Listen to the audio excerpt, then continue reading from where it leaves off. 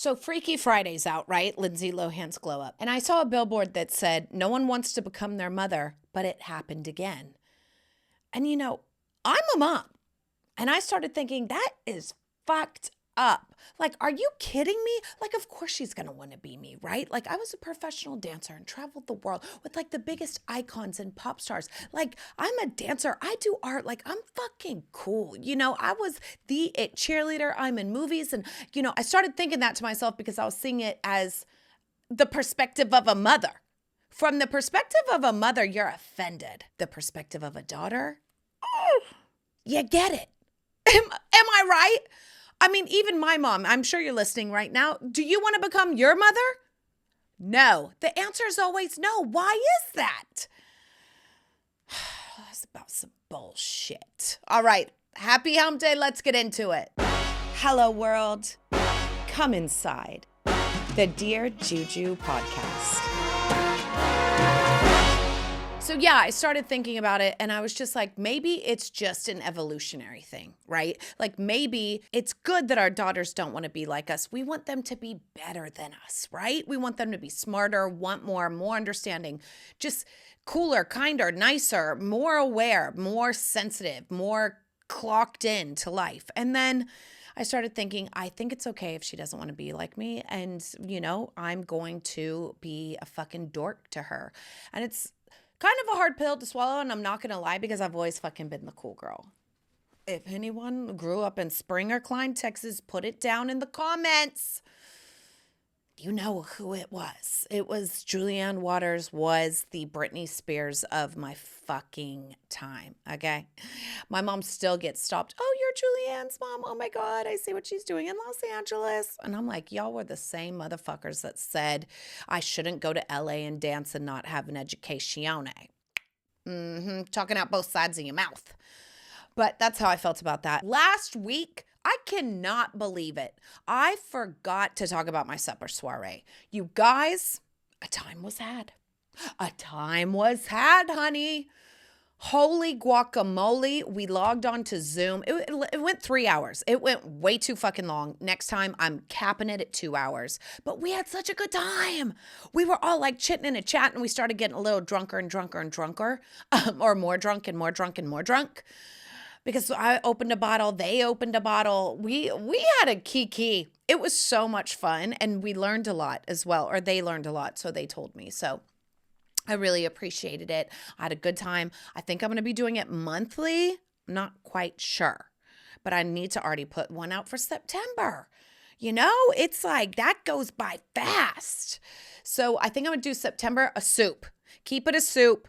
Right? Keep it short, keep it warm and hearty, have a cocktail, maybe we'll do like a bread type situation, but keep it a little smaller because we did cook 3 things. A Spanish tortilla is kind of a lot. We fried some zucchinis. Frying anything is kind of a lot. Then we also made a dip, which is kind of like, it was a lot, but it wasn't the cooking as much as it was the chitty chatty. But honey, we had a kiki. What you gonna do? Sue us. So, and I need to, find my empowerment of like, we're starting on time. If you come in late, you miss the cocktail, but we're moving on. Like, just kind of roll with the punches to respect everyone's time. But yeah, y'all should come. It was fun. People started talking to other people and like getting to know people, and it was great. It was really, really fun. And community fucking makes you live longer. So think of this of longevity with lipstick. Okay? Now, this week on the Substack, we are in fashion land. I'm calling it triple threat style because I show you one piece of the month that I love, show you how to wear it 3 ways, but then I also give you a cocktail or dinner party look, and then I give you a travel look because I'm on a rhinestone revolution to make life great, grand, and glamorous. So I need to make sure that we're dressing the part, right? This week's episode is triple threat style. Oh, log on, don't miss it. And then don't forget, you always get something free. You always get must make, must have, and must listen to. You get a free recipe, a free like what's in my cart, and a free song to fucking cook to and jam out. Lille is also happening after that. It's a come with me to Lille, France.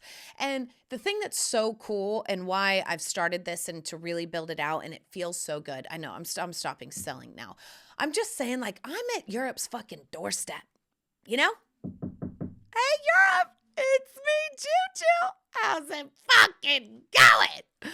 So the Eurostar takes you everywhere, and it's a trip, a weekend that I can do, kind of like a travel vlog. Come with me when our family goes to all these places. And it's so nice and fun to learn and know from someone that you trust with that champagne taste, but on a beer budget. Like when I was in Italy, I would never eat at that Michelin star restaurant again. I would go there for a cocktail because that was fun and look at the sunset and hear the music and play the vibe. But then going into that Michelin star restaurant, it was a no. So I think it's always like too much taste is unattainable and has no soul, right? Like you can't just throw money at the situation because then there's no fucking soul. And baby, we got soul and sass and a fine ass. Okay. And I am so excited to finally live in a place where there is culture, where there is weather, and for my favorite season actually to start snuggling, right? Like in LA, it does not get cold until November, December, January. So the fact that it's September and it feels cool at night and I can throw on a fun little jacket.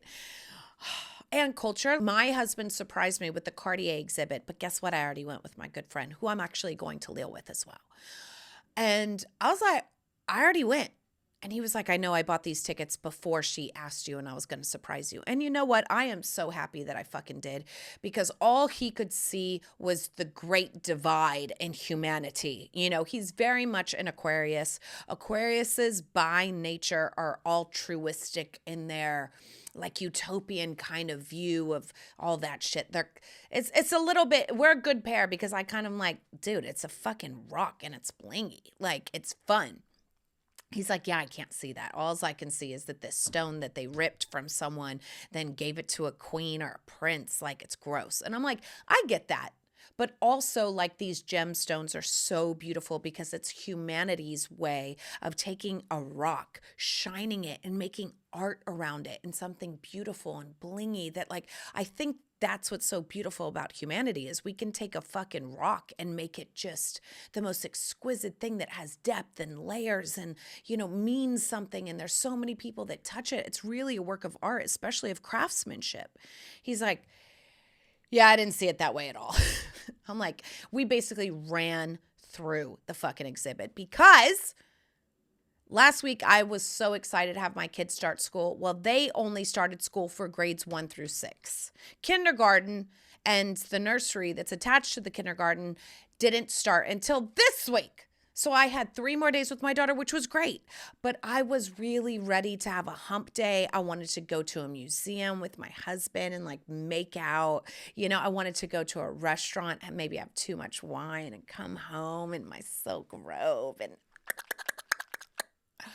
But Georgie was there and she was over it. She's like, my feet hurt. I'm not into this museum. I want popcorn, And it was like, all right, let's just fucking go home. Like it kind of took the air. I love spending extra time with her, but between like a relationship, kind of took the air out of the sails a little bit for getting freaky deaky, if you know what I'm saying. One more thing that I left out last week that I have to share with you guys is I had a fucking win. I had a parenting win. And I know sometimes on the podcast I like to talk about me screaming, yelling, being nuts and having my gargoyle, come out to my children. But I did have a fucking win. When we stopped at that hotel in the morning, Georgiana was crying because she didn't want to leave. I told you she wants a hotel birthday. She's going to be my hotel princess. Me and her are just going to be like at hotels all the time. My birthday, her birthday. I think I'm going to do it all the time now, just hotel birthday, because that sounds fabulous. And I was so tired, and I just woke up from like a little morning nap that I wanted to be like, you're ungrateful. We didn't even have to come here. We stopped and added an extra payment, right? But all that reasoning, they don't get. They don't fucking know, So I saw something by Corey. Do you guys follow this Corey Musgrove, something like that? I'll link him down below. He's so good, and he texts me spiritual things to work on. And so the spiritual thing that he texted me, let me read it to you. Where's Corey's ass? Love whatever arises in your inner experience. If you can't, then love the part of you that resists. This is the path to self-love. So a lot of times, a lot of things come up in my inner experience, right? And I don't just like pause and sit with them and love them. So as my daughter was screaming and crying, really because I'm so uncomfortable with her crying, like I just want her to stop, right? Because it as a parent, you just don't want your kids to cry. There's like a natural like instinct that you want it to stop. And I just breathed into it and loved all of that happened, and I shut my fucking mouth and I didn't say anything. And I was just letting it happen, and I was just aware of it, and I gave it space, and I loved it. And I was like, you're a judgmental bitch, and you just want to lash out because you want to stop her crying, and crying is good. There's nothing wrong with crying. Like, let her be. She's processing. So to help her process, I got up and I walked over to her bed, and I said, you don't want to go. You do not want to go. And she looked at me like, I don't want to go. And I was like, you don't want to go. It's awesome here. I get it. You don't want to go. And I didn't let it be anything else. Then she started crying again. Okay. It wasn't a silver bullet. It wasn't a magic bullet. But at least she knew that I fucking got her, right? Like, you don't want to go. Yeah, this place is awesome. It has a pool. It has a little cocktail cart. I don't want to fucking go either back to the hot RV. That's what I really wanted to say. And maybe when she's a teenager, we'll get there. Like, you think I want to fucking go back? Oh, fucking go back. But Dad does have a lot more planned that's supposed to be really fun. And when she calmed down, we kind of got to that rational space. But I just was like, oh my God, look at your fucking growth. Like, yeah, I might not be able to grow more in height.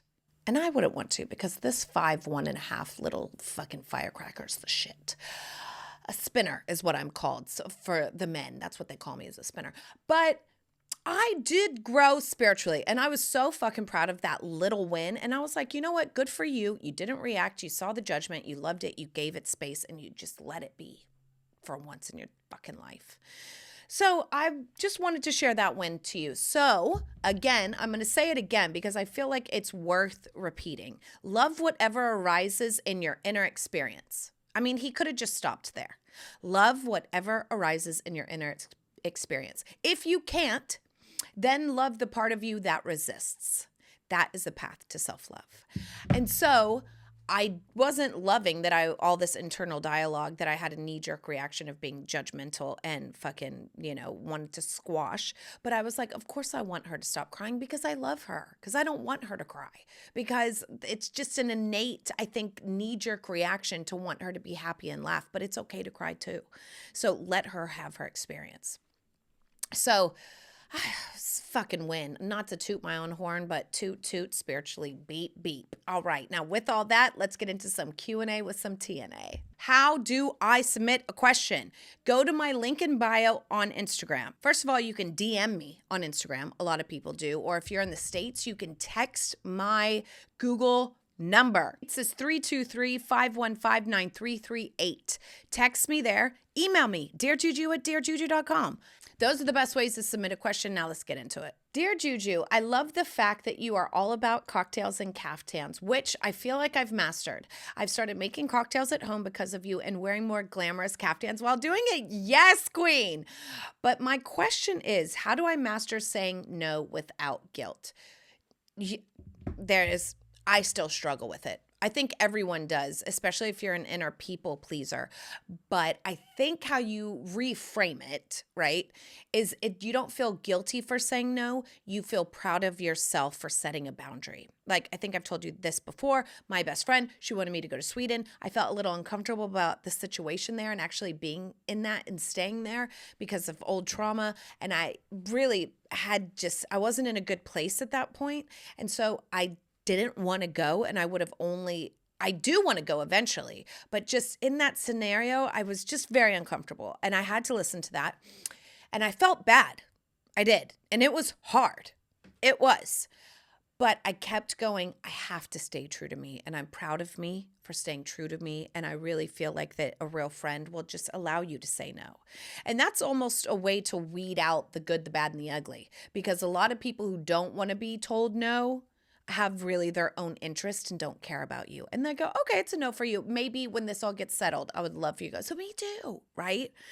So it's okay to say no. And a real friend wouldn't make you feel guilty, or a real cool scenario, or a real cool person or boss or family member or friend, doesn't matter who it is, would be like, it's a no for them. Don't worry. Catch you on the next one, right? That almost lets you know who you can be safe with. So that boundary is actually good because it pulls out the weeds in your life. Dear Juju, I want to live glamorously, but my budget is giving more instant noodles than caviar. What's the secret to luxe living on less? So the thing is, you can do so much with ramen noodles. Like, you can take noodles, which are basically pasta, add some fresh veggies to it, add some frozen gyoza. You can make your own ramen. Like, it's not about budget.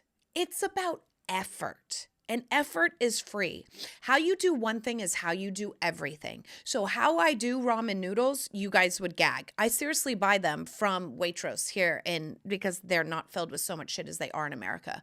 And my son loves them. I add veggies, I add gyoza, I add a little soy sauce on top. I serve it in a beautiful bowl with gold chopsticks. Killer, okay? I kill the ramen noodles. And what it is it's effort. It's not ramen noodles in the styrofoam cup. So effort is free. Curating your eye is free online. There's so many resources. Subscribe to my Substack. And then you'll learn veggies are cheap. Goodwill and secondhand stores are out there, but curate your eye and take the effort to train your eye and then take the effort to put it into place. That's free. Dear Juju, what is the secret to a grand tablescape that looks expensive but doesn't drain my bank account? I love that you think that tables are like getting dressed. Yes, I love a table dressing. Love, love, love, love, love, love, love. You guys, I shit you not. I went into TK Maxx here in the US, it's TJ Maxx, and I went to their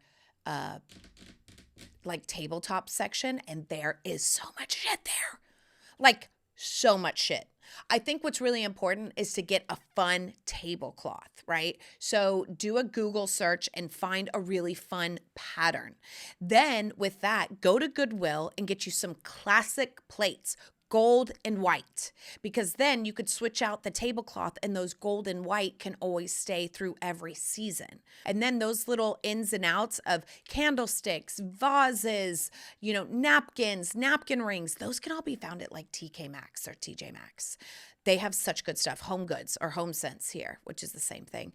It's the bomb. So don't cut out, again, these other shops that can give you stuff. It's not about budget. It's about effort. Okay. I hope that helps. All right. Next week, come to France with me on Substack. I am so excited about this. You guys, I have no idea. I really hope that you subscribe. And for less than 2 cups of coffee a month, you'll consider putting your money towards a fucking great artist, if I do say so myself. All right, don't forget that you're a star. Love what inner experience arises. And if you can't, love the part of you that resists. I love you. I'll see you next week, and I'm out. Mwah.